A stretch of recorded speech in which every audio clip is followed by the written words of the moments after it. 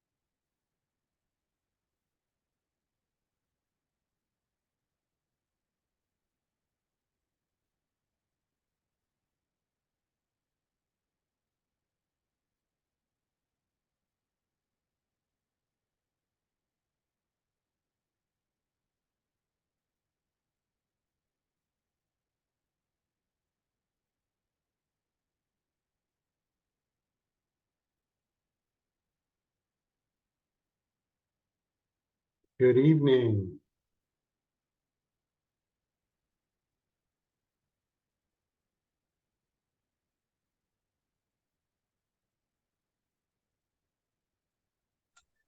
Hi, just waiting for everyone else. Yeah, realtor time, right?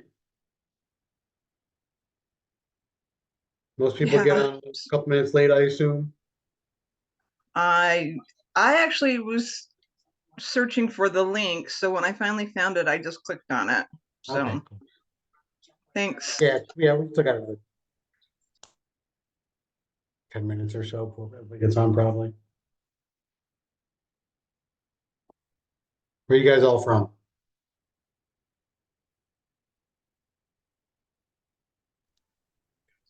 Salt Lake City. Oh, nice. I'm out in New York. Ah, very nice.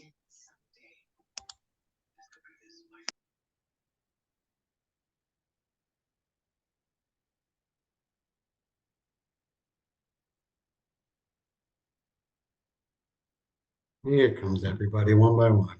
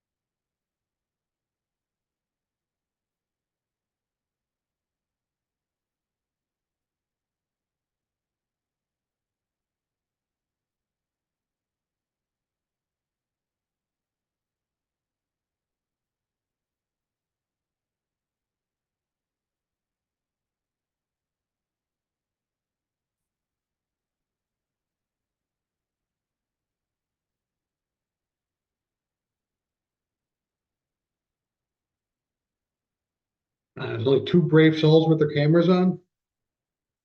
3. Let's give it another minute. People are jumping in one at a time.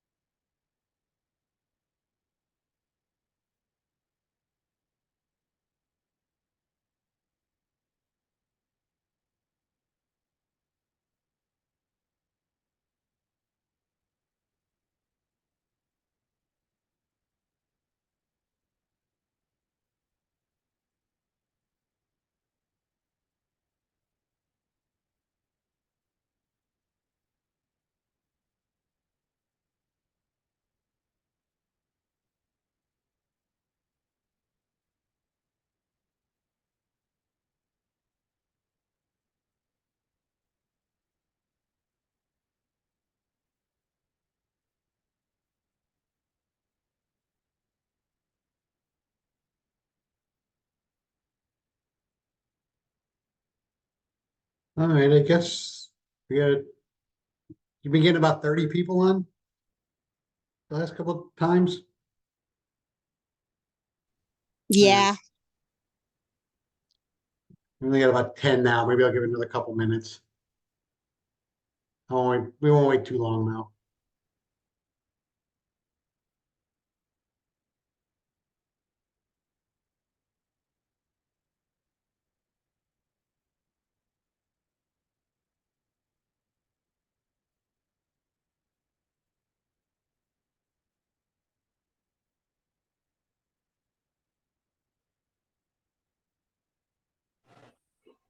Hey, Kevin. Hey, Amy, how are you? I'm good. Jump. Survived, got home in all that rain. Oh my gosh, I know. We needed the rain. It hasn't rained in, a couple minutes. I know, right? I'm still at the office. You've been jumping on most of these? I have, yes. Good. Awesome. I have to leave early on Wednesday, which I'm real disappointed, but hopefully I'll get the recording. Yeah, normally this would actually been the last one. But I guess you had to reschedule one of them from one night, right? Yeah. Yeah, Thanks. normally we finish Ignite. Let's do with this topic. This kind of wraps it all together. So there may be a couple pieces we actually just kind of breeze over because you're going to cover them more tomorrow. So this one may be what do you guys running about an hour and a half, 2 hours on average? Uh-huh. Yeah, some are earlier, but most of Yeah. them run till about 8. Mhm. Yeah. This one may be a little early because some of it didn't cover till tomorrow. So we may just breeze over a little of it. We got 16 so far. Now they're coming in one at a time.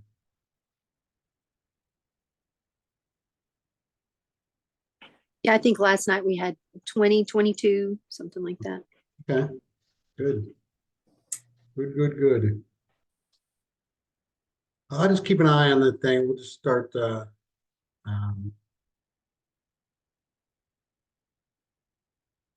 getting going here. So just to introduce myself, my name is Kevin Toohey. I'm a team leader, Keller Williams in Central Valley, New York, which is about 45 minutes north of New York City. I've been team leader for a little over 5 years now.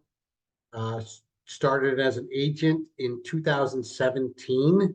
I was a brand new agent. That year I started, luckily, actually, as they started an Ignite session about a week after I got my license. And I jumped right in on that.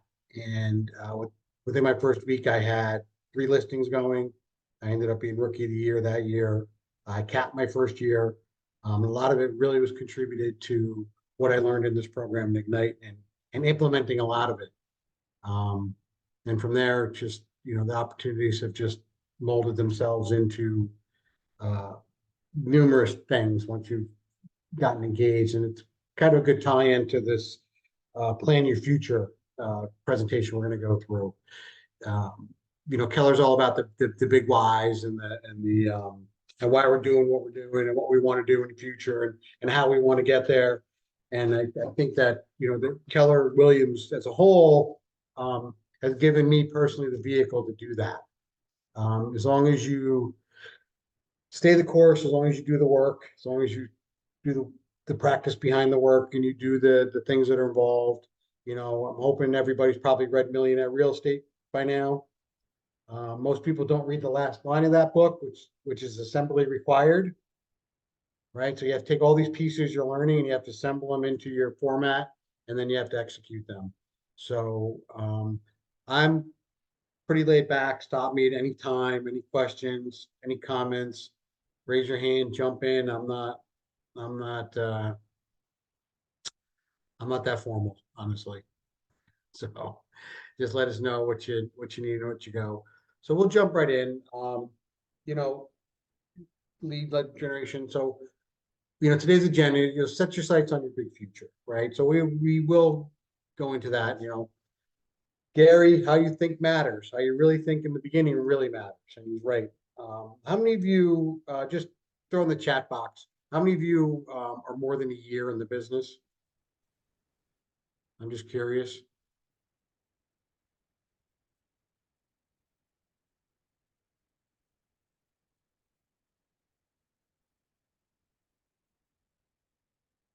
Okay, so most of you are less than a year, are brand new.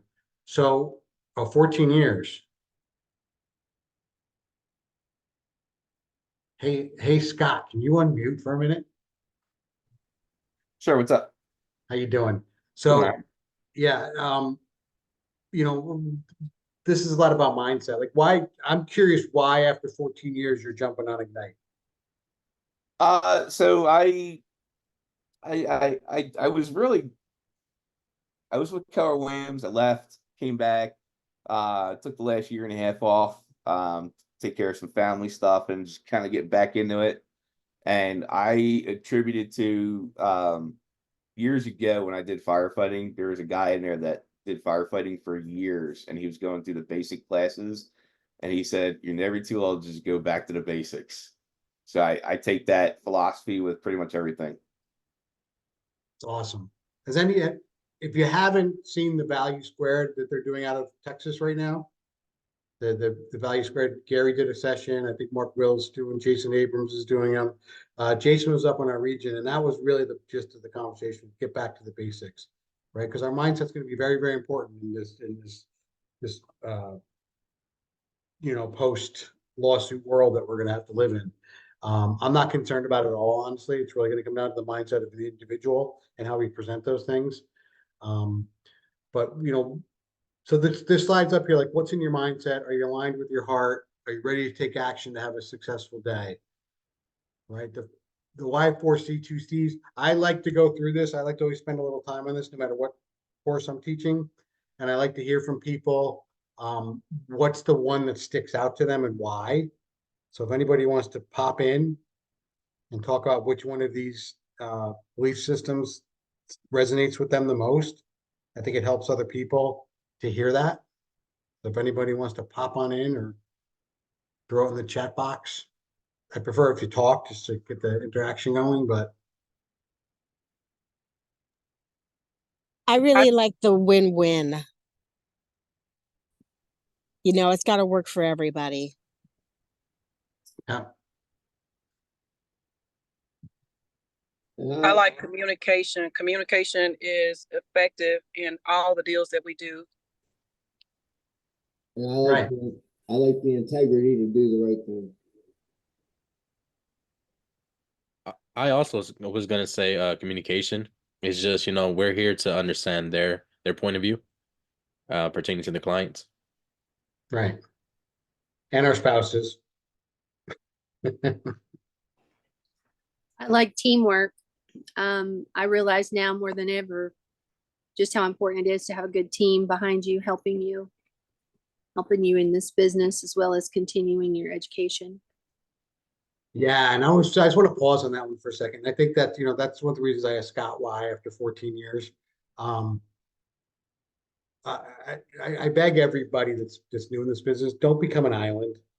Stay involved in your market centers, stay involved in the training, stay involved in communication, talk to as many people as you can, because you will achieve more by working closer with people and you're going to learn from them. I tell my kids all the time, when you talk to people, you should be taking 5% of that person away with you every time. Everybody's got something to teach you. Everybody's got some contribution they can give to you. And I think that teamwork one, that one's always stuck out to me the most because I really feel it's for me, being around people is what energizes me. And even, we could have a brand new agent that starts today and I'm going to learn something from them if I spend a few minutes with them. So don't become, a lot of agents become the island and we do have the freedom to work where we want, when we want, with who we want, but take advantage of the resources they have available. Ignite being a big piece of them. So that's one of my favorites. Anybody else? All right. Does your value proposition reflect who I am? This is an important one. This is going to be really important coming into this new post world that we're working in. This post lawsuit work, and we're going to have to develop a value for ourselves to buyers and to sellers. And that value proposition is going to be very, very important for a lot of us as we're moving through this. And then how confident are you sharing that value proposition context? If not, how can I make it easier to express my value? Let's talk about that. Has anybody sat down and started drawing out a value proposition for their business yet? Whether it's buyers or sellers or both? I was just speaking with my brother who's an agent in California, and we were going over things, and I was like, wow, I wish he was here. We would be awesome. Yeah, and California's a great example because they really have truly buyers agents and sellers agents, right? So they already have that separation. Those are great brains to pick too. But the value proposition is about what you're going to bring to the table, how you're going to set yourself apart from anybody else. I take professional photography. Well, so does everybody else. And chances are they probably use the same photography if they're a different company. So think about those values. Think about what's going to set you apart. Think about what you can bring to the table to somebody, and then how to express that. Right? That's really the hardest part. Like we kind of know in our head what it is, but we don't always know how to get it out. Right? So take some time and write that value, write that down. Like what sets you apart from the person that you're in competition with when you're on that listing appointment or you're on that buyer consultation, and what value you're going to bring to that client that nobody else can. So if you're going to make a list of services, explain why those services are important. Like put that right on a sheet of paper. Like, here's my value. This is what I do. This is why I do what I do. And these are the things that I can bring to the table to help you in your journey, either sell your house or help you find a house. Does anybody have anything like that they've put together yet? Or any thoughts? Any value propositions you might want to share with somebody else that might spark an idea? I would say is one of ours at Keller Williams. I'm driving, but I'm not looking at the camera. One of ours at Keller Williams is the amount of agents that we can, initially share listings with prior to it hitting the market. So your house could possibly sit for a lesser time because we have agents who are searching for their buyers, and it could be in-house. Right, the size of our network. Absolutely.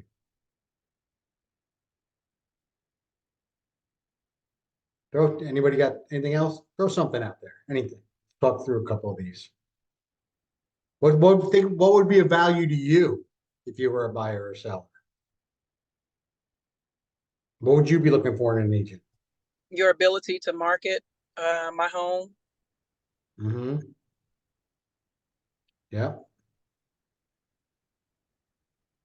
You know, for me personally, it's I just want somebody that's honest, and I don't, with good, bad, or indifferent. I just want somebody that's going to tell me what's going on and stay in communication with me and keep me apprised of what's going on. Like I do, like I give you an example. Like whenever I take a listing, one of the last conversations I have with the seller is, hey, you know, we're going to go through a lot together. There's going to be a lot of things floating around. There's going to be a lot of information. Is it okay if we schedule a call once a week, Wednesday at 4 o'clock? I'll give you a call. We'll go through what happened during the week. I'll tell you what was good. I'll tell you what was bad. I'll tell you if nothing happened. And if you have any questions, we can go through those as well. And what that does for me is it creates a trust in the client, because I got it in my calendar, and I call them at 4 o'clock on Wednesday. And even if we had no showings, I call them and tell them what's going on. Or, hey, I did this. I tried to promote it through here. I did this many Facebook posts about it. And I tell them everything I did in that time frame. And what it does is, over time, it develops trust, and it also helps me control my time. Because what I find is, after about the second week of doing that, they really stop texting me and stop calling me, and then they wait for Wednesday at 4 o'clock. And they might have a list of questions for me when I call them, but it really, it gains trust in them with me that I'm going to be consistent and I'm going to be communicative. And I try to keep as many notes as I can during the week on that client, and just try to tell them how hard I've been pushing. You know, I talked to this many people. I do this many social media posts. I put through this magazine. I did that. I did this. I shared it with the agents in my office. All these things that I'm doing to show them I'm working for them. So I think, that's the kind of value proposition that you'd be thinking about for yourself, is how you can just keep bringing that value more and more and more to the client, right? The house we're going to eventually sell, or we're eventually going to find them a house to buy. It's how do we keep them engaged with us? Inventory is down across the country. Buyers are going to be looking for more value from us. So how do we continue to stay on top of that value proposition we have? The days of taking a Zillow phone call and meeting somebody at the house are going to be gone.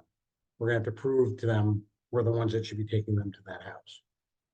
I'm a big fan of buyer consultations. I'm a huge fan of buyer. I don't think we spend near enough time as an industry with buyers as we should, when the burden's really on them.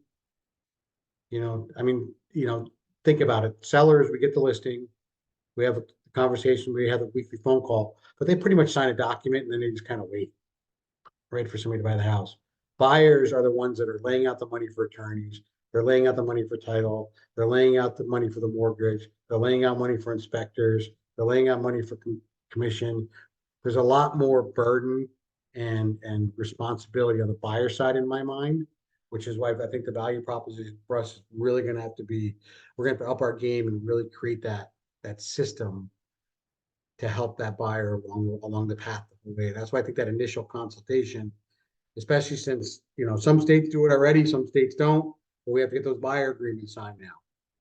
Right. So that's a conversation. That's a sit down, even if it's by Zoom, it's a conversation about why we're doing what we're doing and the value you're going to bring. So I think that's a very, very important piece for everybody to think about, and start writing those things down. Keep a little notebook. Every time you think of something, every time you hear an idea, start getting that so you can start building that buyer presentation when you're ready. If you don't have one today, you'll need one tomorrow. So have those, the buyer presentation is just as important as the listing presentation to me. If you don't mind me asking, Kevin, is this proposition mainly to sell you your value over the value of other agents, or just to sell the value of an agent in general, because we're scared buyers are going to go unrepresented? I would say this is the value for you as an agent personally, because you're going to have, with the buyer agreement changes that are happening across the country, we're going to be in competition with buyers agents just as we are with listing agents.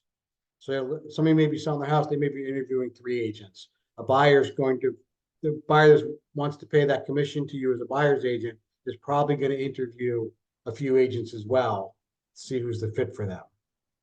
Mm. So I think it's geared toward you. Your value may be different than my value, right? Your value may be, you may have a niche or a technique that I don't have. I mean, I guess Makes if sense. buyer's responsible for paying the commission, they might shop, but I still feel it's gonna be a whole lot of, we call the first guy, the first person shows up, hey, we want you to show us houses. I didn't catch that last part. I just feel like not a lot's gonna change in the aspect of they're not gonna interview multiple candidates unless the idea of buyers paying their own commission, they might interview for the cheapest rate. But I don't think they're gonna be going for value versus rate. Right, right. And I think that, I don't, who knows where this, we don't know, it's only speculation. We don't know this is gonna ultimately turn. Everybody's got their own opinion on what's gonna happen with these lawsuits and how the business is gonna change. I can tell you that I'm pretty sure the next 6 months is gonna be the Wild West though. And there's gonna be a lot of learning curve. I think there's gonna be a lot of people figuring things out. And I think that the better you can, it's gonna be no different than a listing presentation. We know that the data shows us that if you're the first person to meet with that listing, you got a much better chance of getting it. Same thing's gonna apply to the buyers if they're gonna be interviewing agents. The first one's always gonna have the best show. I don't know what the psychology is behind it, but the data shows that that's the facts. So I'd be ready for some kind of formal, buyer presentation or a very good speech if you don't like to do the formal presentations, but have those value propositions ready to go.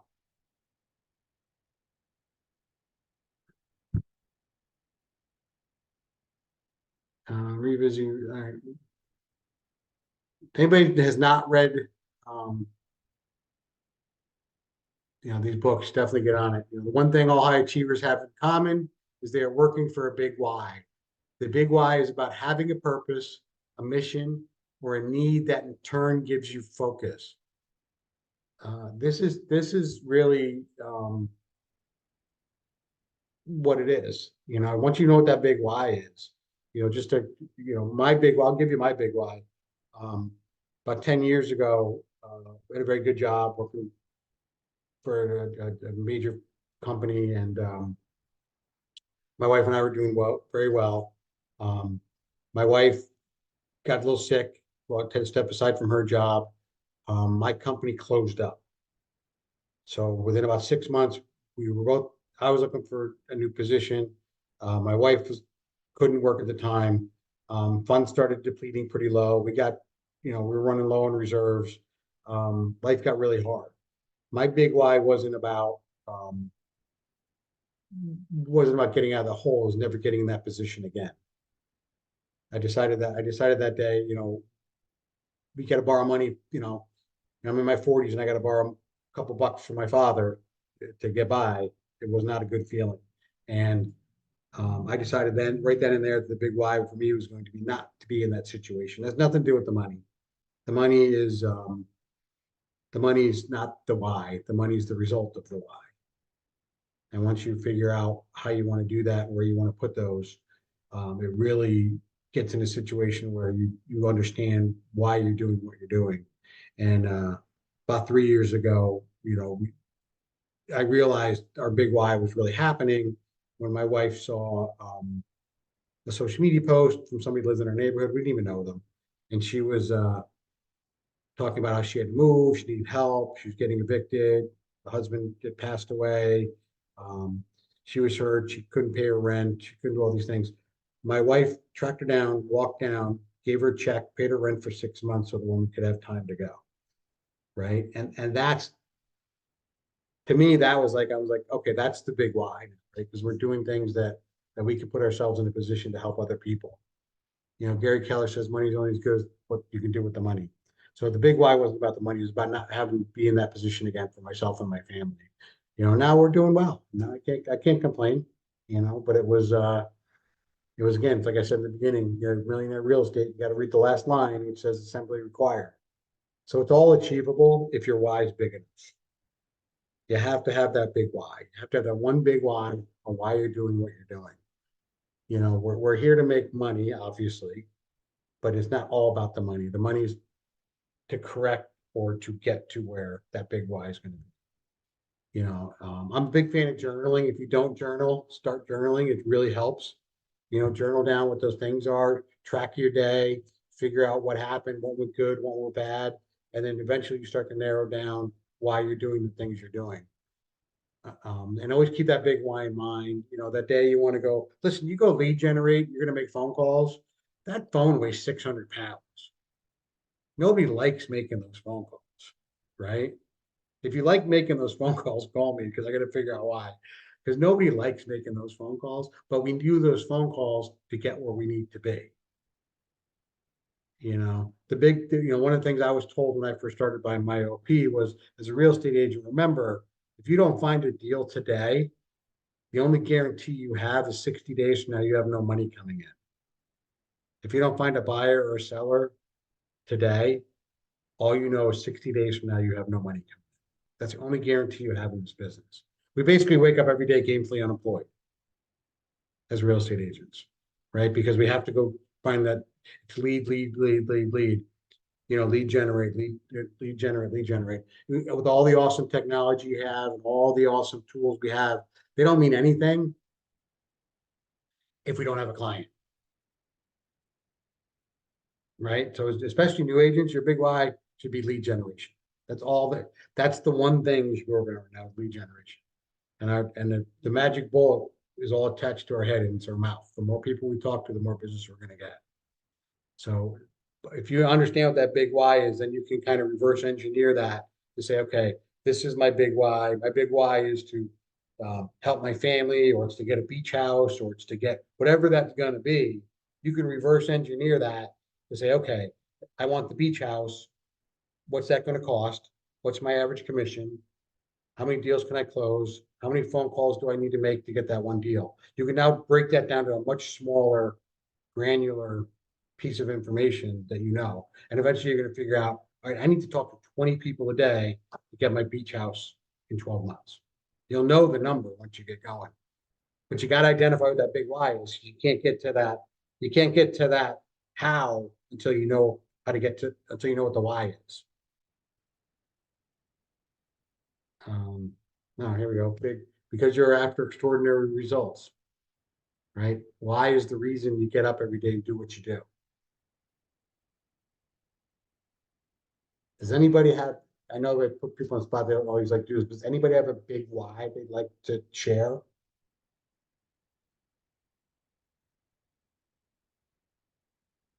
Ooh, nobody.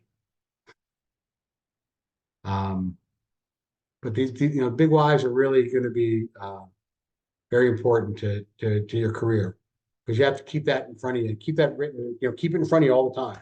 Why I'm doing this. I want to send my children to a better school. I need to get I need to get a new car. I need to get whatever it is.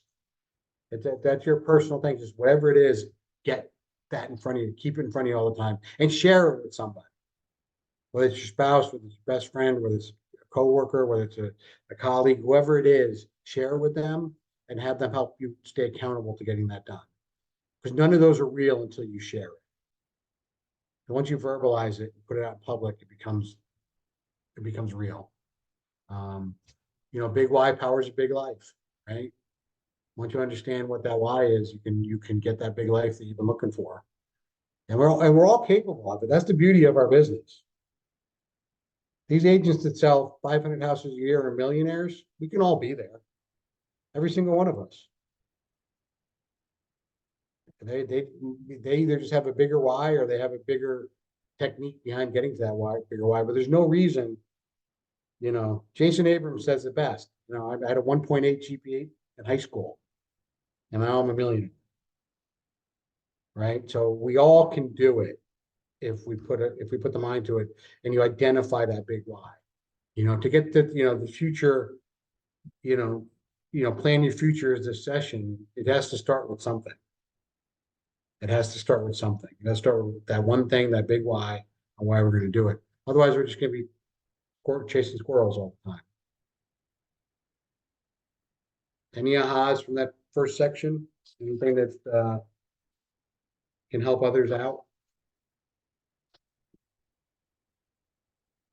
Elena said I gotta wait until somebody talks before. Well, I really like what you said is how it wasn't about the money for you. First of all, I just thank you for sharing that story. I think you mentioned earlier about your value that you bring to your customers of just being honest. And I just felt through that story, there was a sense of authenticity. And so I really appreciated that. And when you said it wasn't about the money, it's the money is the result of the why. I thought that was really powerful because you're right. It's not, it's what you can do when you do get whatever the finance, if it's that's it, if you want to help people, if you want to, you're looking at your family and what you can do, as your parents are getting older, it's a whole nother, journey for my husband and I. So I think that makes sense. So I'm writing that down to kind of flesh out what our why is as well. Yeah. No, and it's huge. It's got, write this name down. Her name's Mary Beth Olive. Just like Olive to eat. Mary Beth Olive. She's Keller Williams out of New Jersey. Her big why was she wanted to create a home for battered women, like a temporary home for battered women when they needed a place to stay. So she decided that the way she was going to do that is she was going to really focus on the profit share tree. She's I'm gonna fund this thing with my profit share. And because of that big why, she's been able to do that. She actually purchased a building in New Jersey. She created this home. And now she still does it and helps supply them with, things to start a new life, whether it's furniture, food, whatever they need. But that was all driven from that one big why. And then she reversed engineered and said, how am I going to do this? Right. And then she went out and started to build that profit share tree that we all have the ability to do. And so she's great. If you ever want to look her up and give her a call, she'll take your calls. She's a wonderful person. And she had a big why. That's awesome. You say her name is Mary Beth Holler? Olive. Olive. Yeah. You're in New Jersey. Which market center are you in? Summit. You're in Summit? Okay, she's down in West Monmouth. Oh, okay. Down the shore. All right. It's just a Yeah. drive. Yeah. So she tells a great story. Anybody else want to share anything?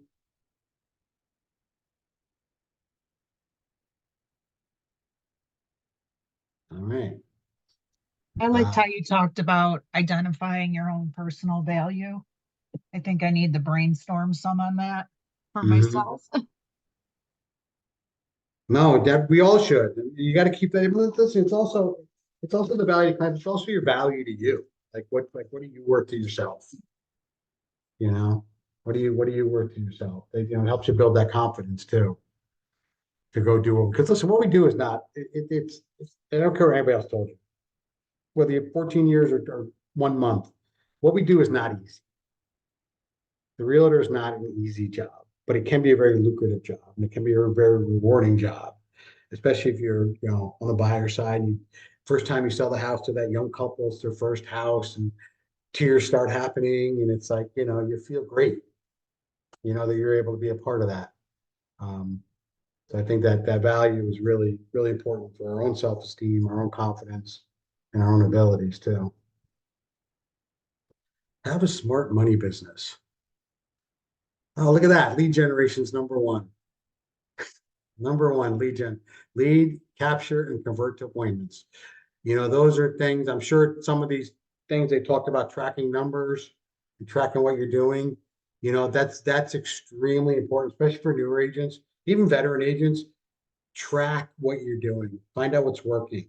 Lead generation doesn't have to be phone calls. It can be, my first year, I would go to BJ's Wholesale. I would buy cases of, the power bars. I would take my business card to them, and I would literally go stand at 2 train stations by my house every morning during rush hour, and I would hand them out to people. And I did that for months, and I hated every minute of it. But after a couple weeks, people started joking with me. Then they started talking with me. Then we started having conversations. Then we started talking about real estate. Then we started talking about listing their homes, and it just led to so many conversations and so many contacts that was able to get me into business. So that lead generation doesn't have to be phone calls. It doesn't have to be door knocking. It's whatever you're comfortable with. It's whatever, find that niche that you have. If you have a hobby, if you like to hike, start a hiking club. If you like to bowl, start a bowling club. Do whatever it is you like to do, because then you're going to attract like-minded people who will become future clients. So lead generation is just getting out there in the public, talking to people. The more conversations, the more business you're going to get. It's really, the math's that simple. We don't have to inundate them with real estate conversations all the time. My MAPS coach is out of Overland Park, Kansas, and he's a big he's a cycler. He likes to bicycle. So he started a cycling club, and he had to meet in the parking lot at their office. That's where they met. And then so somebody needed to use the bathroom, or somebody needed to wash their hands, or to get whatever they need to do, he was able to open the office for them, show them he was a realtor without ever saying he was a realtor. He just arranged to meet there. Present to buyers and sellers and get agreement. That's where we're really going to have to up our game. We're going to have to make sure we're getting these agreements signed. I'm telling you, we're going to be in more competition with more people even on the buyer side. And it's going to be a little tougher, but I think ultimately, my opinion is, we're going to get more solid. It may feel like we're getting less buyers in the beginning, but I think if we're getting agreements, we're actually going to do more sales, because now we're going to be dealing with real people. We're not going to take people out 4 times and then they end up buying from somebody else, or they don't buy at all. We're going to get a commitment from them, just like we're giving them our commitment. So I think ultimately this would be a great thing for us. Show buyers and market sellers. That's basic stuff. We have to show buyers houses, we have to market the sellers, write and negotiate contracts, coordinate the sale closing, and manage the money.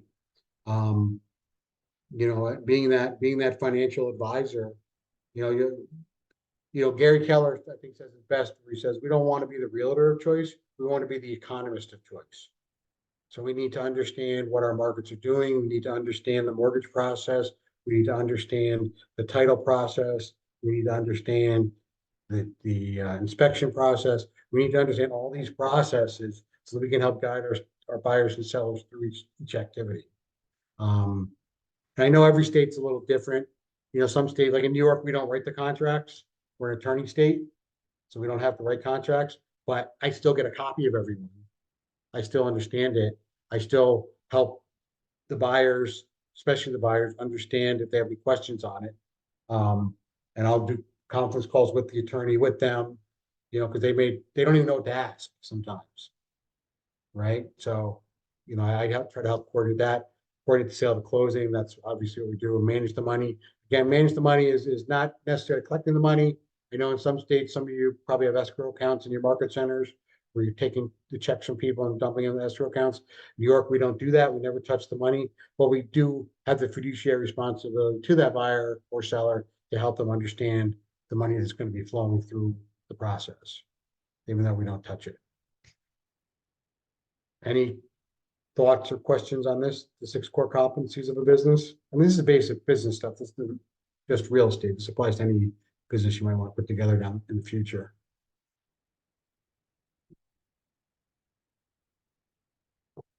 Tough crowd. Where do your commission dollars go? The other agent, the market center, business expenses, taxes, and take home. So planning your future is not just about the lead generation. Anybody that's newer in this business, anybody, you can just put in the chat box, is this their first time as a 1099 independent contractor versus an employee?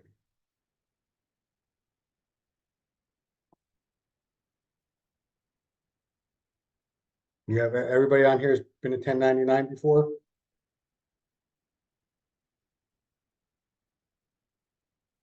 Okay, so first time people. My advice, best advice I can give you now is go find your accountant today. Go talk to your accountant today, talk about what that picture is gonna look like.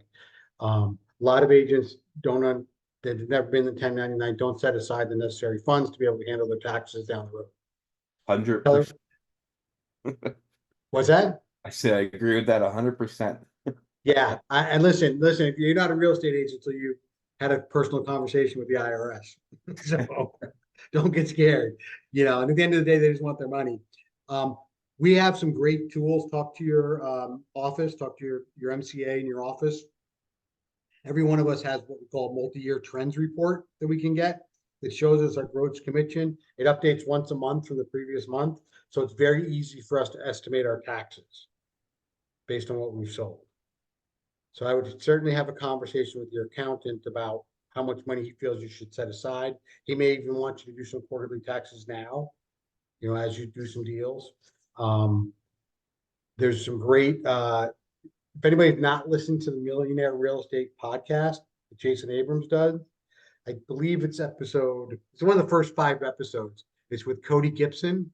If you don't know who Cody Gibson is, he's a fantastic agent. He's done a lot with teams across the country. He's a great presenter. And he talks about when he first got in the business and he got over $100,000 in debt with the IRS.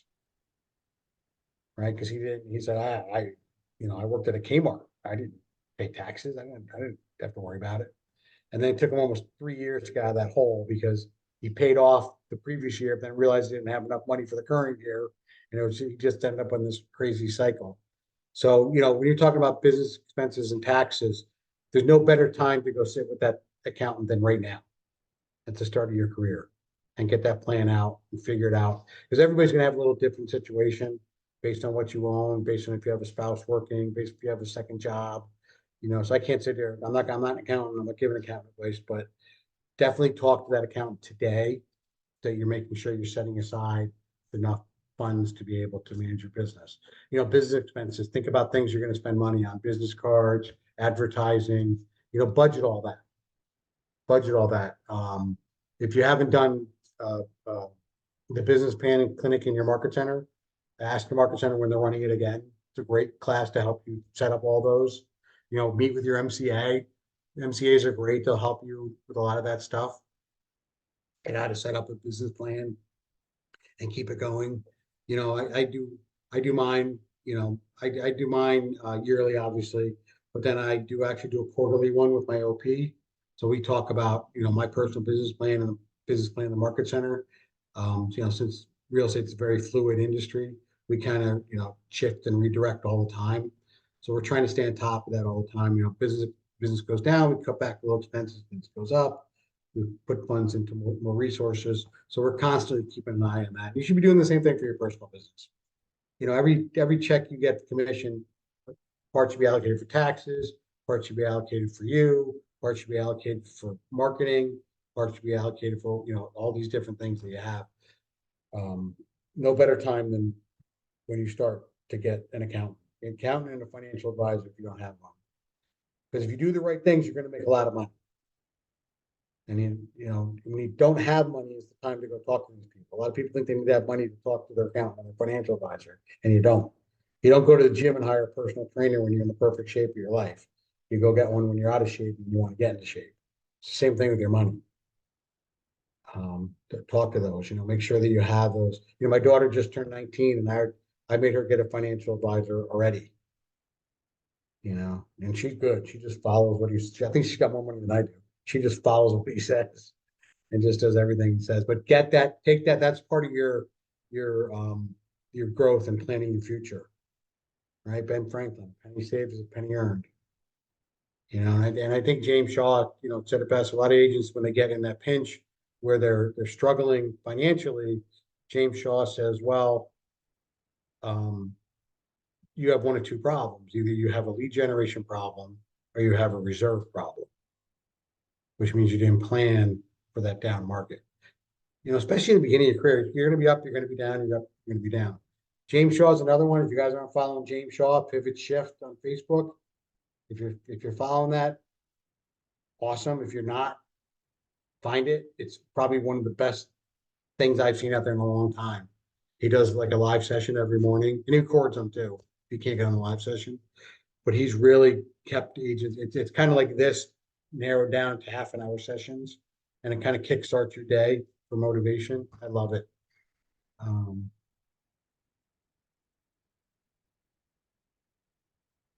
You know, financial sound or unsound, you know, sold commission banks. So this kind of goes through what we were talking about, you know, but really this is something you should be very aware of. This is something you should keep in front of you until you have a nice plan in place. And these are the things I'm talking about. Talk to your accountant about these things and determine what those are, how much you're going to put in savings is going to be based on your big why, right? And what your personal situation looks like. But plan for the savings and plan for the taxes right now. Don't wait.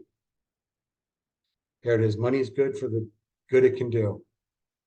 You know, and that's that saying is I keep that in the wall of my office because it's just there's no better, truer saying than that. You know, money is good for the money it can do. I mean, I live by that. I think sometimes you got to struggle to get to that point, but I could just stare at that for an hour because it just resonates with me so much. The flow of money. You know, this is a good thing that to study. And there's a lot of good courses on this. There's actually a KW class called The Path of Money. If you ever see that in your region or your market center, it's a great class. And it kind of talks about what that really looks like to people. Because a lot of people don't really understand that whole flow of money. You know, what comes in has to go out, right? And the profits, it's that simple. I'm sure that basically everyone understands that. You know, profit, what's your goal? How can I maximize the expense and how many homes do I have to sell? And this is where I'm talking about reverse engineering that big why and reverse engineering those personal goals that you have. What you have to know what that big why is before you can figure out what it's going to take to get there. Right? Like, you know, as a team leader, you know, I go through this exercise, a lot of people on our staff and my assistant team leader who does a lot of the newer agent recruiting and things like that. And we talk about, because he gets a bonus on bringing people in. So I said, okay, what's the goal? This, you know, what are we looking for? All right. You know, that you need a new car. Okay. How much is that? $30,000. Okay. How many agents do you need to bring in to get $30,000? Right. We do that. And we say, okay, what's the time frame you do this in? Okay. How many phone calls do you need to make? Okay. How many appointments do you need to set? Okay. What's that going to look? And we get it down to the basic level of what we need to do on a daily basis to be able to get to that ultimate goal. And you can all do the same thing. It's really just basic math to figure it out. But you have to be able to track what you're doing. You have to be able to be aware of what you have going on. You have to be able to know what that why is. You can't. Everybody comes into real estate. I laugh every time I go to class, the business planning clinic especially, and brand new agents. I say, "What's your goal?" It's always $100,000. Every agent says, "I want to make $100,000." I don't even know where that. I don't know why that's the magic number initially, but you know, why can't it be 250 or why can't it be 500? Why can't it be $1 million? You know, the mindset matters, right? Well, we focus on expands. If you're ever taking bold, if you want to be a millionaire, go talk to millionaires. Find out how they became millionaires. Go talk to them, and they'll talk. Millionaires like to brag about their millions. You know, expenses related to your business. I'll spend as much time as you want or little. It's to me, this is more just logistical stuff. You know, this is a great tool to put in, you know, to plan as you're doing your business plan. Think about expenses that you might have thought about, or you might have stuff on here that you didn't think about, or you may add stuff to this that you want to think about. You know, it could be, but you got to, you know, one of the other best things I heard for James Shaw talk about is a lot of agents, and you see them all over social media. A lot of agents talk about how many homes they sell every year, right? I'd love to see how many agents talk about how much profit they make. Right. So James Shaw says, don't hide your profit behind your production. So don't get, just because you sold 100 houses, I can show you agents that sell 50 and make more money. because they're really good at expenses. They're really good at managing their business. They're really good at knowing their value, and they know what they're worth. I have one agent here that will not take a listing for less than 6%. She just won't do it. If she can't get 6%, she doesn't take it. That's her decision, that's her choice, but that's the value she put on herself. And that's the value she put on her business. What's this? I had a rich man once tell me the next best thing to being rich is knowing someone that's rich. That's right. I just had lunch with an independent broker here the other day. Guy's doing this for 50 years. Really nice guy. He actually adopted his niece and nephew because his sister and brother-in-law passed away in a car crash. He was in his 60s and they were like 4 or 5 years old. And he adopted them and took them to his house. And I said, hey, how's your niece and nephew doing? He says, they're doing just fine. They got a rich uncle. So, but a rich man said the next best thing to being rich is knowing someone. That's it. Because those people are going to put you in a path to be able to understand bigger, right? The other thing I tell my kids all the time is you're going to be the sum of the 5 people you hang around with. Your five, we call them wealth determiners. Your 5 wealth determiners are the people, you're going to be the sum of those 5 people. Right? If you hang out with 5 people that are unmotivated, you're going to be unmotivated. If you hang out with 5 people that are motivated, you will become motivated. It's really that simple. And I think that, some people, Amy, I don't know if you've ever been in class, but I tell our agents, if you have people that are negative in your life, if you have people that are not contributing to your own success, if you have people that are naysayers, if you have people that are just Eeyores, get rid of them. Eliminate them from your life. And if it's a family member, you might have to deal with them at Thanksgiving and things, but you don't need that. You need the people that are going to bring you up. You need the people that are going to help you succeed. You need the people that are going to support you. You need the people that are going to contribute to what you're trying to do and understand your big why and want to help do everything in their power to help you get there. Right? Best practices, gain clarity on that big why. Gain clarity on that big why. Set your personal business budgets. Have that plan in place. Open additional bank accounts for taxes, expenses, and savings. I can't stress that enough. Get that. Get with that accountant. If you haven't done it yet, find that tomorrow, please. I'm begging you. Make that phone call. You'll call me in 5 years and thank me. You can do that right now. Download and use the MRE chart of accounts. If you don't know what that is, if you haven't gotten all the way through the MRE yet, or you can't find it, talk to your MCA. It's the same chart of accounts that we use in the market centers. So we have all the expenses lined out. We kind of have numbers associated with those, what those should look like, how much we should be spending on those categories. It's the exact same format that we use in the market center. Purchase, download tax accounting software. Talk to your accountant. They'll find out which ones they use. It may be easier for them at the end of the year if you use the same thing. If they use QuickBooks or they use Intuit or whatever they use. I would talk to them, find out, this way you're in sync with them. Hire an accountant, attorney, and tax advisor. Set dates to calculate and pay your estimated taxes and prepare for the future insurance, savings, investments. That's the one thing that, preparing for your future, you're talking about insurance. I don't remember where I was at, but it was at family reunion and the day before they do what they call CEO Summit. It's a little additional thing to do if you haven't heard of it. It's usually the day before family reunion. And Jay Papasan was talking about this. Jay Papasan said, when you're planning for your future, you're talking about you're buying a dog, for example, right? You shouldn't buy that dog until you have the expenses in the bank to pay for that first food, to pay for the vet bill, to pay for all the expenses that come along with that dog. Right. So when you're preparing your budget, you're preparing your business plan, in the beginning, it's a little harder. There's a little bit of leap of faith. There's some investments. But as you're starting to plan, those funds should already be available to you as you need them. It's having that reserve. All that other stuff, I don't like to talk about it because I'm not an accountant.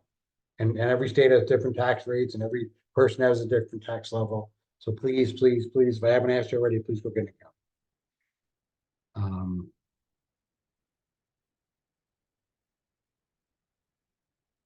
Hey, Amy, you still on?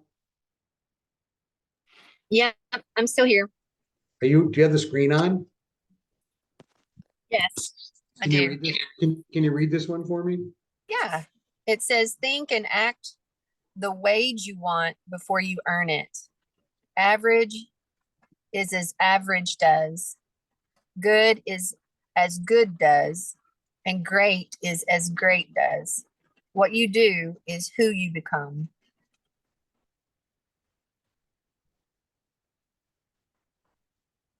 To me, that's one of the, such a powerful statement to me.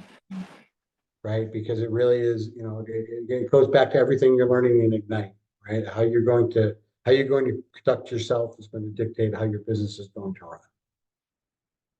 If you want to be average, you'll be average. If you do average things, you'll be average.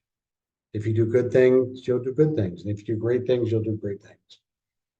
Who you do is who you become. I mean, it's really actually quite that simple.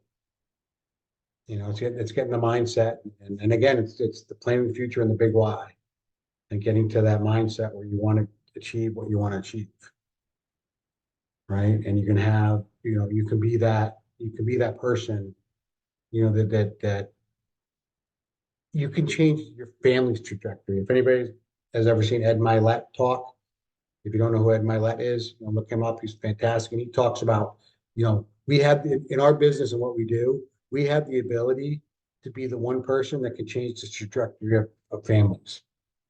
Maybe you're the first millionaire in the family. Maybe you're the first person to go to college. Maybe you're the first, maybe we be that example for our family and take people out to the point where we can create this, not just for our own selves, but we can create that legacy and that generational wealth that's available if we want it. Gary also says you're only 5 years away from anything you want to do. If you want to be a millionaire, you can be there. You can be a millionaire in 5 years. You can be a millionaire in 3 years. It's the big why and how bad you want it. It's that simple. It's how bad you want it and what that's going to lead toward. Revisit your profit. This is a big Keller thing.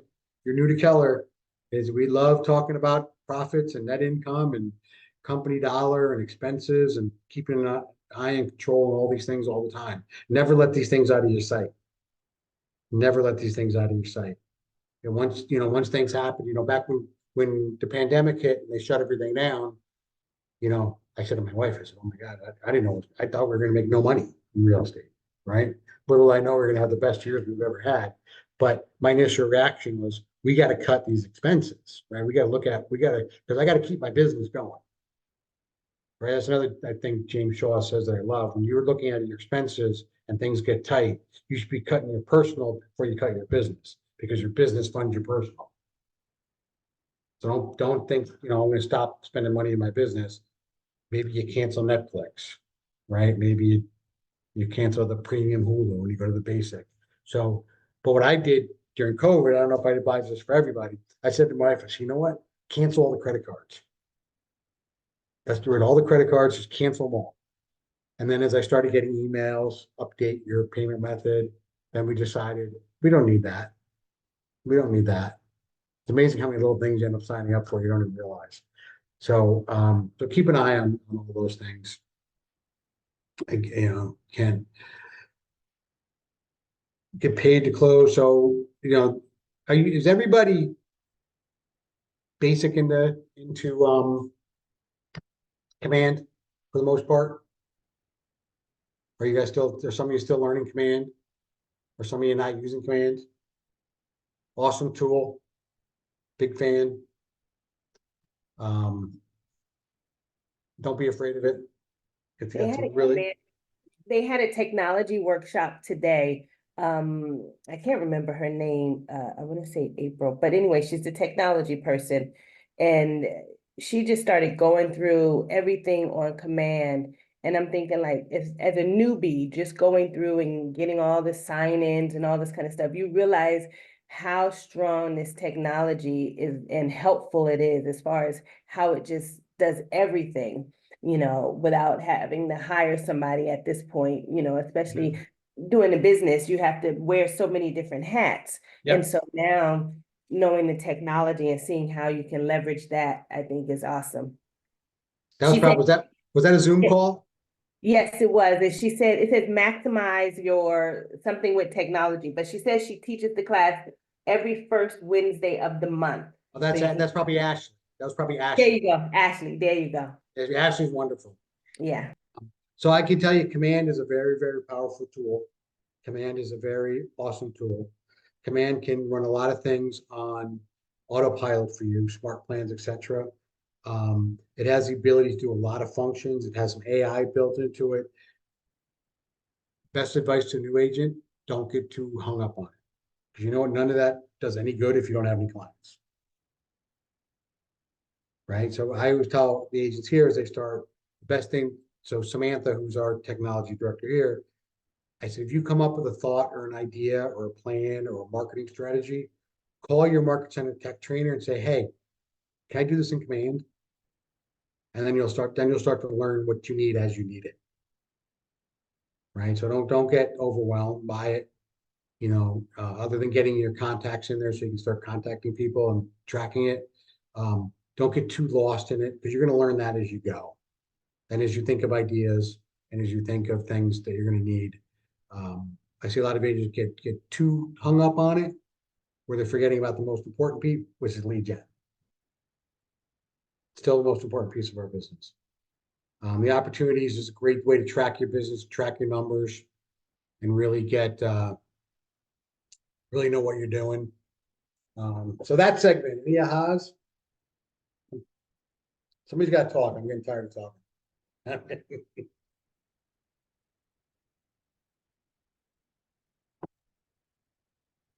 Well, I'll say something then. The aha for me is just realizing that I think you asked earlier, how many people were first time 1099 not working, for someone else type of situation. And I guess it's the business acumen that I keep hearing that I find stumps most people.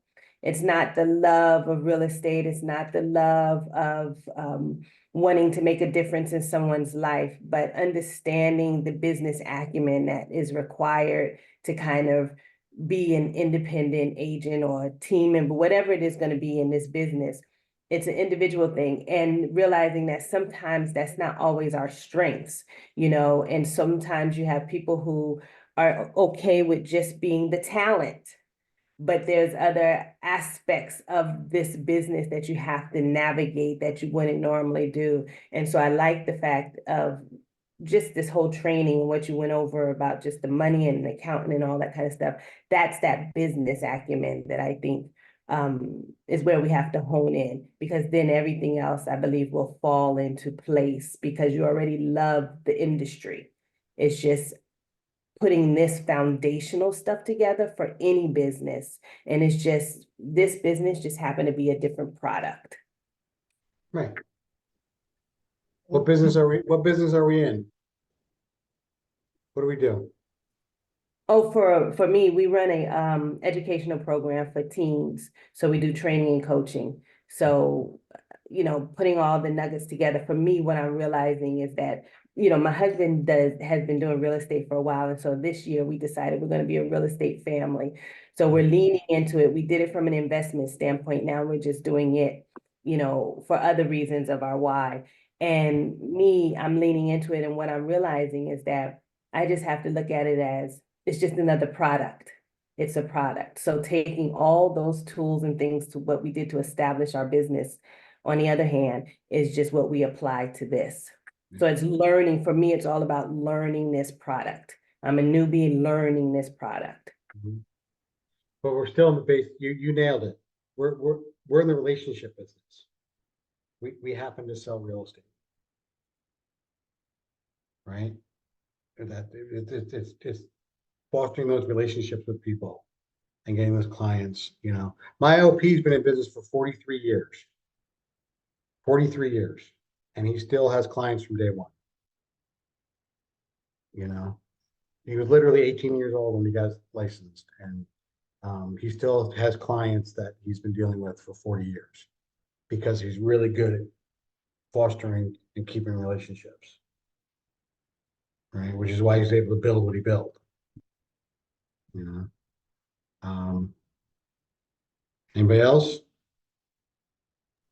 I think for me, it's because I'm a dual career agent and I haven't been 1099 probably in 8 years.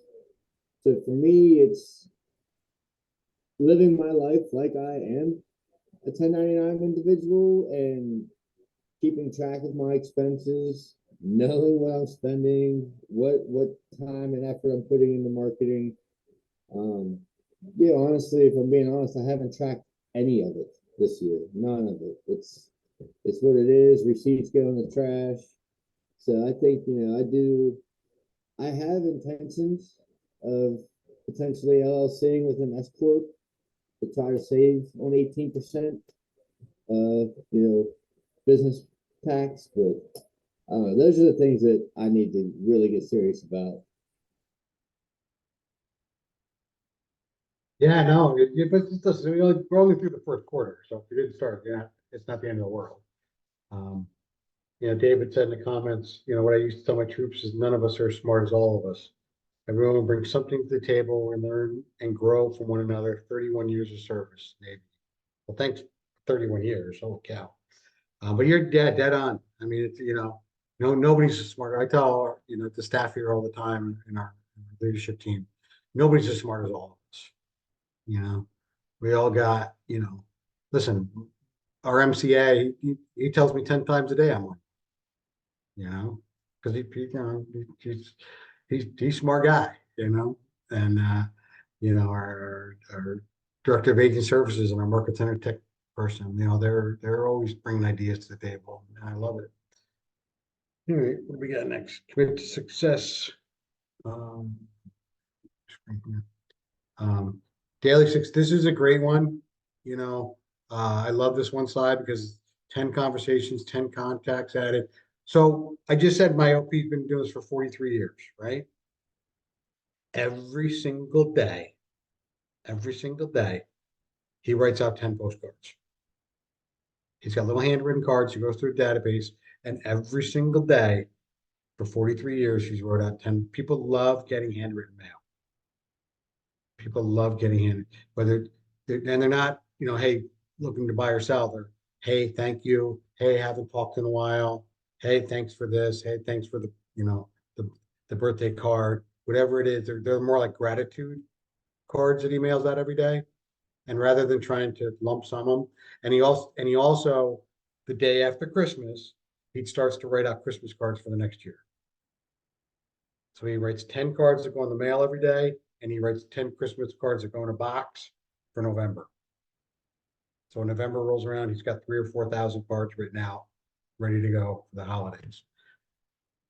But those 10 cards he mails out every single day. 10 social media engagements, huge, by the way. I don't think a lot of agents take advantage of this. Social media, the first word is social. You can't just post, I got a new listing. You have to interact with other people. Most people, wherever you live, a great place is these moms groups and these community groups. They're great places to interact with people. If you have a business page, and you can do it under your business page, it's even better. But you don't have to talk about real estate. You just got to engage. Enrichments, how do we help others around us? What things can we do to help people, involved in church groups, involved in Chamber of Commerce. We're trying to set up here now, the local high school, we're trying to set up a internship program, but we're not going to set it up just for real estate. Being in the real estate business, we have contacts, accountants, attorneys, banks, all these things. So we're trying to set up an internship program for the local high school where we can help place these students into any kind of career path they want to go. And so we're helping them along the way, but we're also, because they're high school and under 18, we're making sure they come with their parent. So they have to bring one parent with them for the meeting. So now we get to meet the parents too. So that, helps us set appointments, agreements, closings. These are all daily. 10 conversations is big. If you just 10 conversations, add 10 people to your database, 10 handwritten cards, 10 social media engagements. If you just make this part of your daily routine, you'll start, that's 40, 50 contacts every day. That's 200 a week. That's 800 a month. All of a sudden, you're talking about 10,000 contacts a year very quickly. And it's just consistency. That's the other thing Gary says a lot is, it's about doing basic things consistent. The problem with consistency is it's boring. Right? So you have to be able to stay consistent with these things. I'm telling you, the handwritten cards is a huge one. And it's a good way to really get out there. Local groups going on groups have been a huge getting my name. Yeah, absolutely, man. Those are just the more name recognition you get, the better. And social media is a great place to get that. Your brand. Once you became a real estate agent, got a real estate license, you're now a public figure and you're a brand. And having those things go, the reason I used to stand at the train station, my PC coach at the time, I told her, I said, the first 6 months, I didn't even care if I sold a house. Right? My objective was to make sure everybody that I know knew what I did. And I was about 3 months in, I was running for the local school board where I live, and I had to meet the candidate night. And the guy introduced me as Kevin Tuya, local realtor. I didn't ask him to say that. But the next day I came rushing in, all this big smile on my face. My PC coach said, what's going on? I said, phase one's done, man. Phase one's done. They know I'm a realtor. Let's go. What's next?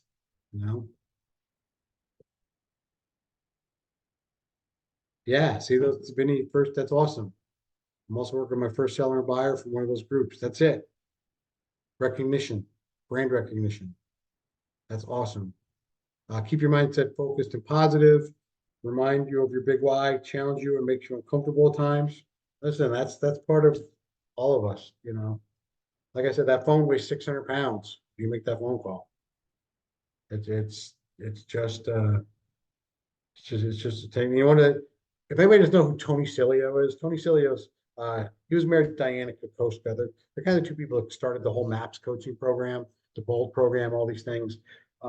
Tony has one line that he uses to get business when he calls people. And we were in a class and he said, okay, I'm going to give you my one line. Everybody's opening notebooks and everybody's doing all those things. He's like, you ready for it? Everybody's like, yeah. He's like, hi. That was his big line. Hi. Gary Keller's is, how are you? Right? So we don't have to overcomplicate these things. Is one of your 6 personal perspectives being accountable? Do you have an accountability partner? I think Elena shared, everybody's got the other people on these calls, pick somebody from this call. You're obviously on the call with 21 motivated people. You guys stuck it out to the end. I think, they started with 100 something in the beginning. Now it's down to 21. You're on a whole group of motivated people. Send somebody a private message right now. Pick an accountability partner. Stay in touch with that person after this is over and make sure that, tell that person, hey, I'm going to make 50 phone calls this week. And Friday, the other person should text you and say, did you make your 50 phone calls? Or have you done it? And did you do your 10 today? Like, pick that accountability partner. It's huge. Huge. I have to do it. I do my GPS and I do my weekly 411 and I give it to my OP and I say, here's my plan for this week. And a couple of times during the week, he'll either come into my office or send me a text message. Hey, did you do this? He's not picking on me. He's just holding me accountable to what I told him I'm going to do. Right. So that's a really, pick somebody, please. If you don't have somebody, if it's not somebody, I think picking somebody from this call would be fantastic for you because you're all motivated. What is this, the 4th week or 5th week of this now? And you're all still here, which means you already get it. And you got the motivation to do it. Accountability partner, productivity coach. Take it, if you're a new agent and you have a productivity coaching program in your market center, take advantage of it. It's not an expense, it's an investment. Right? Pick a mentor, pick somebody that's a good mentor. Pick somebody that's going to bring you up. Right? KW MAPS coaching. I do MAPS coaching. I'm going to be a MAPS coach myself. I'm actually in the program now. KW MAPS coaching is I pay $1,000 a month for my coach, and it's helped me get to where I'm going to go and where I want to go. 411, You can look that up on the Keller Systems or ask your office for a copy of it. Time blocking, and the one thing, time blocking, and I'm just gonna tell you that I hate that saying. I'm not a fan of the word time blocking. I'm a fan of the word goal blocking. So if my goal is to get one appointment a day, I do it if I say I'm gonna set one appointment today, if I can do that in 5 minutes or I can do that in 5 hours, I'm gonna make sure that I set that time block aside, that goal block aside, and nothing else matters. That's my one thing for the day, is to get that appointment. I put a sign on my door every morning because I follow up. I do a lot of recruiting. I do a lot of these things. There's a sign that goes on my door every day that says lead generation till 11 o'clock. So I don't get involved with that until that Letitia. Yeah, you did well. I I What's up? just wanted to ask, as a new agent, and many of us are, there's a lot of training that happens, which I think is a strong aspect of KW. But I think also it just comes at you like like a rushing wind. It's like, get on this call, do this call, get this coach, do this training, jump on this, you got to call this. And it's like over and over and over. And I think it's great. I'm not smashing that, but I'm just trying to figure out what's the next move. Like, we're in this class Ignite, right? And I think this was great for the basis and giving you foundation. And it also seems like it's something you take often. But where do you go from there? We do have a productivity coaching, so I'm a part of that. But how do you balance so you don't feel like you're overwhelmed with trainings and getting on this call and feeling like you're missing out, and you don't want to miss out because you're trying to absorb so much? Yeah, no, listen, that's a tough battle for a lot of people, and it took me some time to get that too. But I think it goes back to the beginning of having that big why. You got to know what that big why is. You got to have that plan in place. Sit with your, if you're PC coach, that's fantastic. Sit with your PC coach and say, look, this is my plan. I don't care about appraisal training right now. Right? I don't care about that right now. This is what I need to get business. I want 10 listings in the next 6 months. These are the things that I want to do. And zero that in and focus your energy towards that thing, because there is a lot. There's a lot to learn. That's why I said about command. It's the same thing. Learn it as you need it. When you have your first appraisal, go learn about appraisers. When you have your first inspection, go learn about it.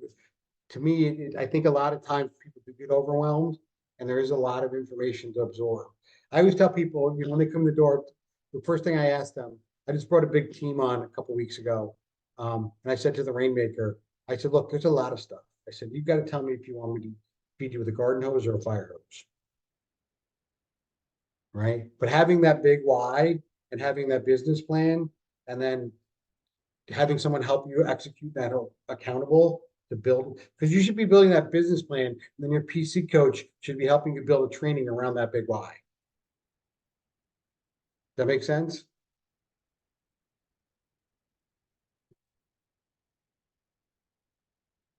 Because it really comes down to you have to control. It's your business owners, your entrepreneurs. You have to control that business. You are the market center's customer, right? You are the market center's customer. That's the way we treat all our agents here. Our agents are our customers, and how we help them is by getting them to where they want to go. Like, if I was coaching you, be careful what you tell me, because whatever you tell me, I'm going to try to help you get there. If you tell me you want to sell 100 houses your first year, I'll get you there. You're not going to always like me calling you, but I'm only doing what you told me to do. I'm only doing what you told me. So I think you have to write that out, whether that's a discussion for you personally, that's a discussion with your family, whatever that is, you got to figure out what that is, then go to your coach and say, this is what I want to do. This is what I want to happen. I hope that answer helped you. No, that's good. I mean, I don't have to feel guilty or not guilty, but don't have to feel any qualms when I'm saying, okay, that's not the direction I'm in right now. This is where I am. This is what I am. Although I know all of this is great and helpful, but I'm okay saying, whoop, this is the route. Right. You know, go down, like I keep a big whiteboard in our main bullpen that says, what training do you want? Right? So don't be afraid to go to them and say, look, you know what I'd really like to know, is I'd like to learn about this. I'd Right. like to learn Good. about that. Good. Because if you're asking that, there's other people that are gonna want it too. That's right. And some of them might not even know they want it, you know? You know, and I like this slide too, because I think that, you know, I think the first thing you gotta set is that big why, mindset, and the accountability. And this is actually one of my favorite slides tonight, because it talks about all these different things that we have that are able to do it. 6 personal perspectives, bold. If you have the opportunity to attend bold, bold is an investment. If you haven't heard about it yet, it's kind of like this, but in person with a lot more accountability. I think it's like $700 now. Most market centers do have some kind of program where they can help, especially new agents, get into that. But I can tell you the numbers that come out of bold are incredible. The numbers of people that get listings and get contracts and get buyers is absolutely, it's astounding how productive and effective bold is. So if you have the opportunity to do it. Was that they've been times I felt like I signed up for training and I took it. I'm like, I should have known this. Yeah, I mean, listen, this business is it's always fluid, Vinny. I mean, it's, you know, and I think, you know, one of the things I try to coach our productivity department on, our coaching department here, is we have a tendency as human beings to have this thought that people come in with assumed knowledge sometimes, and they don't always. You know, I think Vinny, I think that's probably what happening there, is a lot of times people think you might have known something that you didn't know. You know, and as new agents, we don't know what we don't know. We don't know. We have no idea what we don't know. So many classes. Yeah, you're right, Vinny. There are so many classes. There's so many classes. I don't know what's going on half the time here. You know, Quantum Leap is a great one. If you ever get a chance to do that, Gary Keller does that online. Some people do Evoke. It's all Quantum Leap, real more mindset and life management. Fantastic course. You can actually get qualified to teach that course, which I am, and I actually teach it to high school students and young adults. So it's more about life and in general, and a little bit about money management. It's a little bit about the entrepreneurial spirit, and you know, and creating that big why at a young age. We do it at a couple of inner city places. We do it at some high schools. We do it at some young groups, and it's a very personally rewarding class for me to be able to be with a group of young people and talk about things that they don't. You know, you think about, you know, I'm in my 50s, and you know, anybody that's in the 50s or above, yeah, our parents never talked to us about money, right? Our parents didn't have that money conversation with us. They didn't tell us how to manage money. They didn't tell us what. Most parents didn't do that at that age, and it still happens today. Nobody has those conversations with young adults. So I love the Quantum. You know, Gary Keller wrote the class himself. He wrote the course, the material. It's phenomenal. If you ever get a chance to do that one. But I like the 6 personal perspectives. That's in your market center. Take that. Bold, Quantum. These are all mindset things. And these are all things that teach you the mindset behind the technique, which I think is really the first step for all of us. It's getting the right mind, figuring out what we want, that big why that we want to have, and the reason we're doing what we're doing. Profitability. I'm going to tip through a little fast. Maybe wants anything to stop. Any ahas from that session?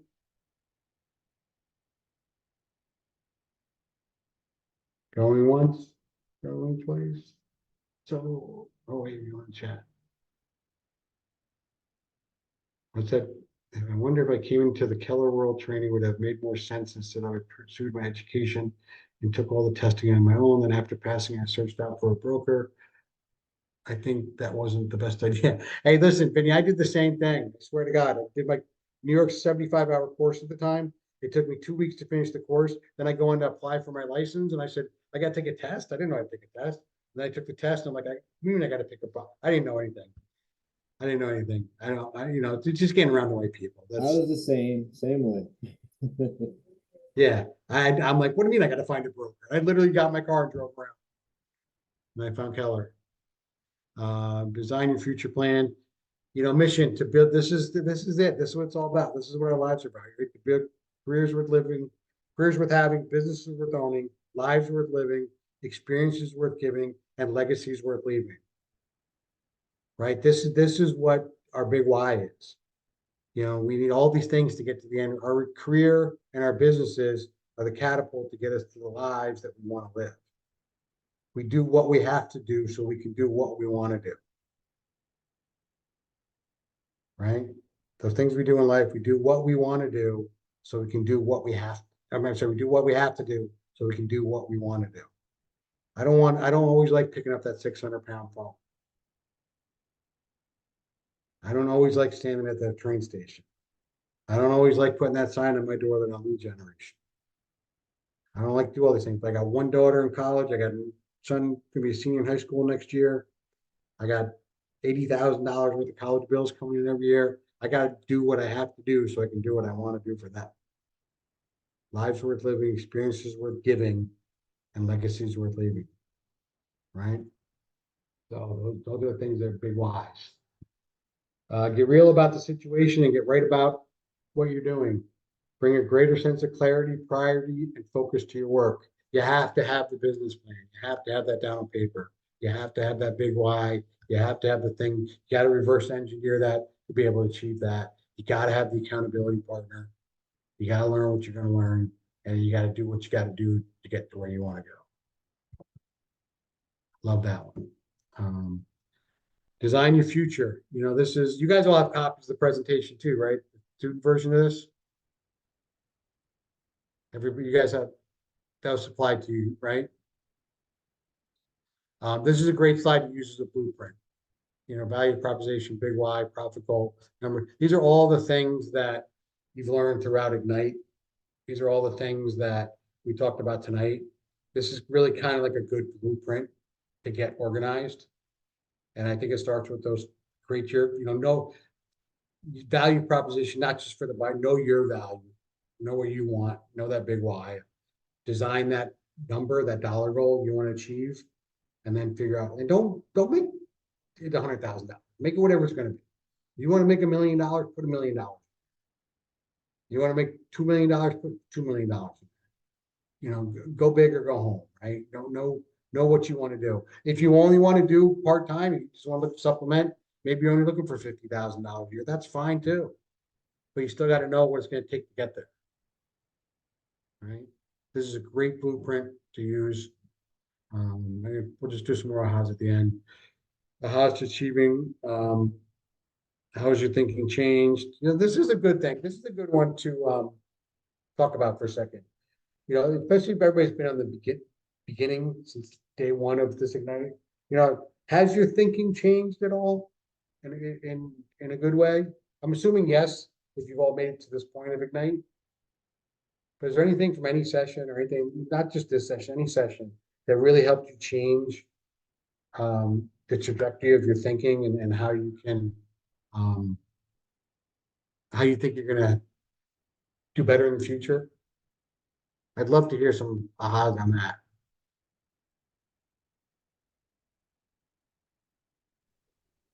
For me, one of the biggest things is this is very early, and that is you have to talk to humans. You have to get out there.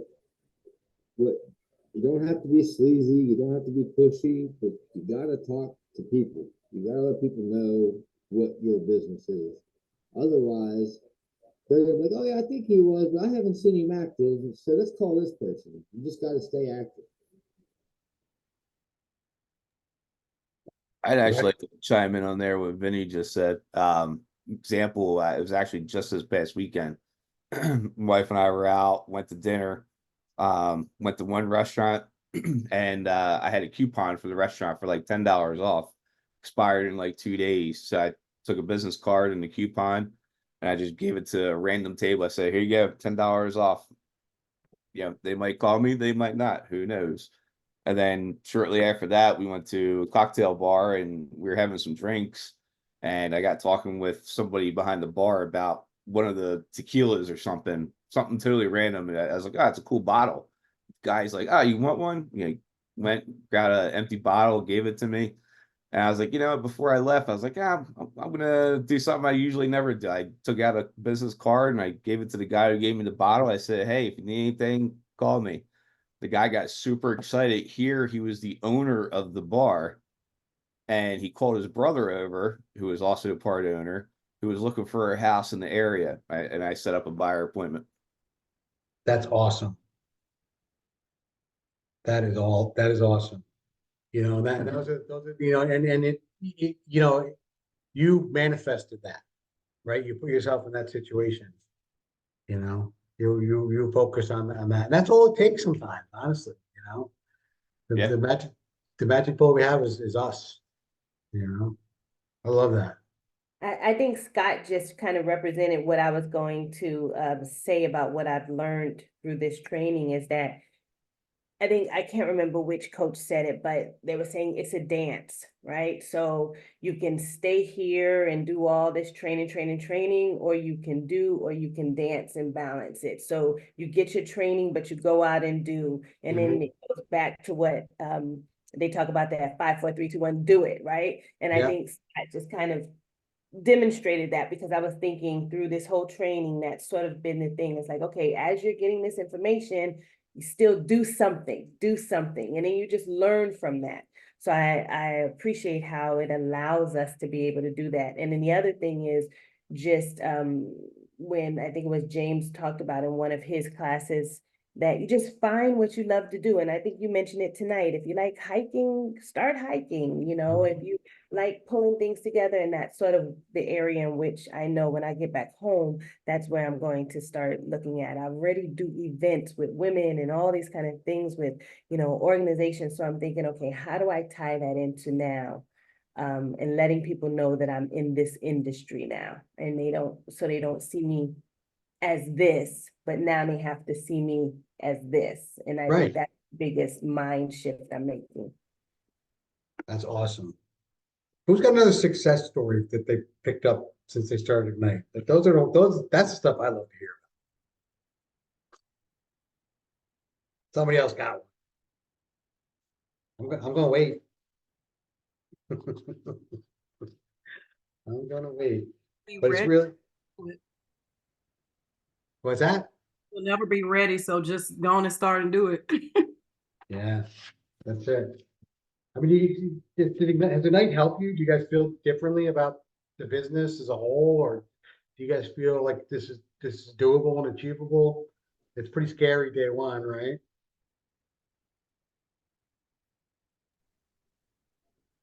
What I think it's doable. I mean, and it's the only thing that's off-putting starting out new now is the lawsuits. And not because of the result of it so much as the perspective I feel the media is portraying about it. I got into real because I've been in sales a long time. And I can tell you right now, I hate sales. I hate it with a passion. And I got into real estate because I wanted to be more of a fiduciary agent. I didn't want to be a salesperson. And then as soon as I get into it, the media is like, oh, these crooked salespeople stealing from us, antitrust. And it's like, what? This is not at all the image I want to have to try to fight off. Vinny, you're gonna have that no matter what happens in the industry. Like I sell insurance too, and we get lumped in there with lawyers. Oh, I know. It's gonna happen. I've been in sales, and that's why to me it's almost a dirty word. Yeah. And I just like to say that, I'm in the UK right now, and because they already do this buyer's agency thing naturally, I am not inundated with the stuff that's going on in the US. The only way that I'm kind of really involved is because I get the message saying, join this call to hear about the NAR. And I was like, I'm not joining anymore.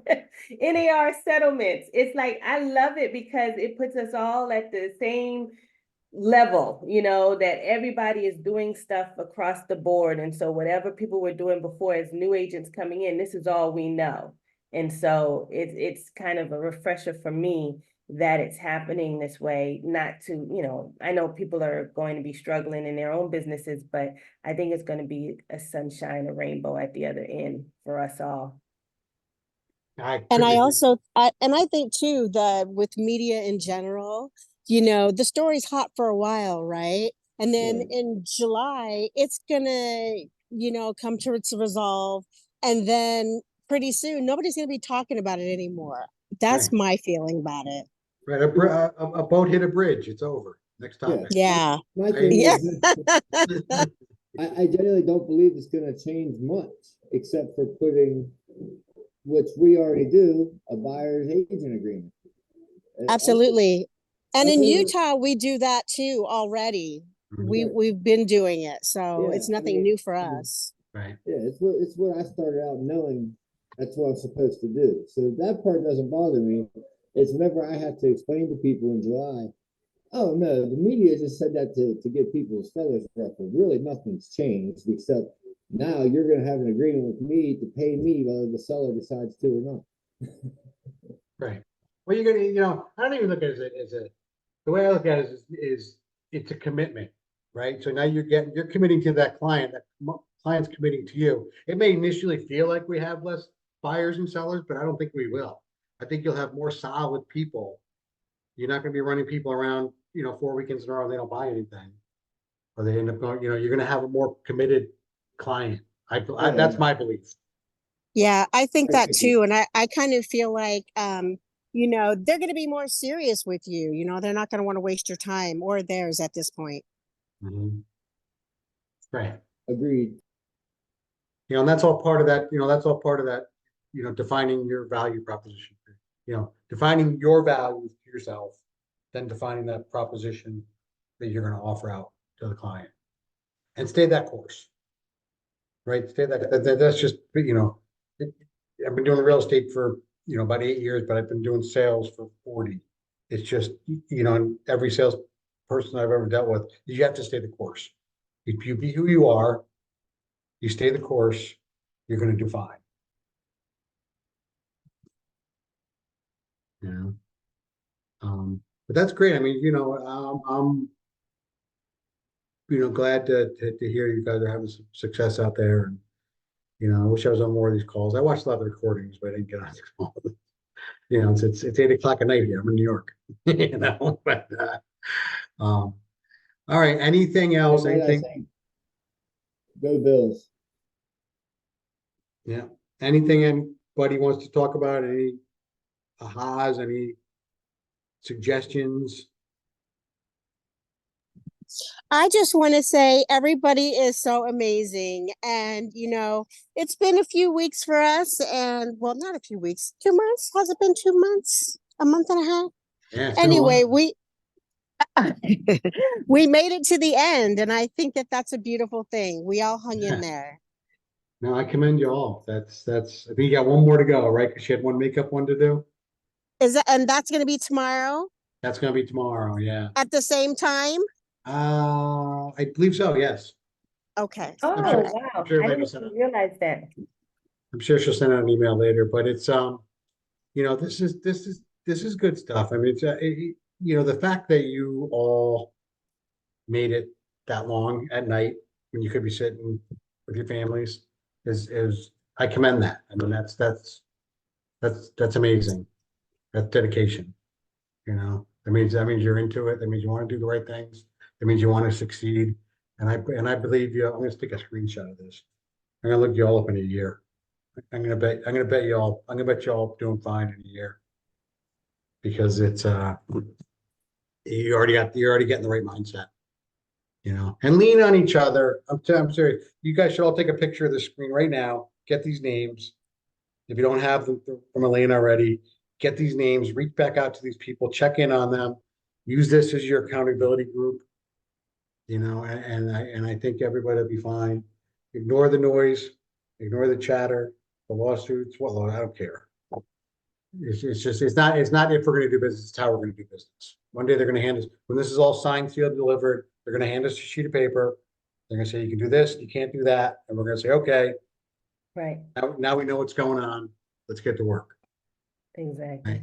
And listen, you guys are, and I'm not just saying this, we are at the best company to come through this no matter what. Keller Williams has always figured things out. We got some great leaders, we got some great motivation, we got some great resources. You got some, you all have resources in your market center. Spend time at that market center, spend time there. I know there's Vinny, I know there's a lot of classes, but even just working in the bullpen and listening to other agents talk and having conversations is powerful. And you'll learn a lot. But the new agents, especially even the veteran agents, go pick up new ideas.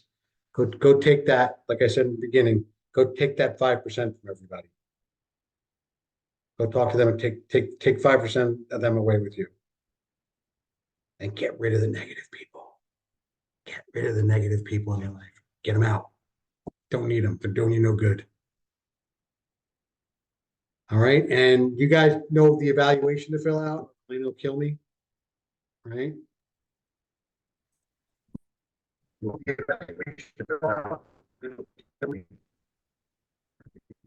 I don't know what he said.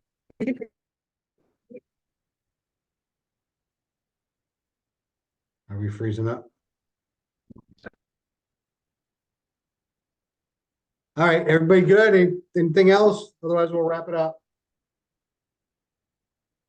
All right, everybody good? Anything else? Otherwise, we'll wrap it up.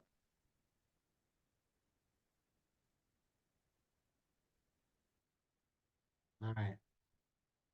Take care, everybody.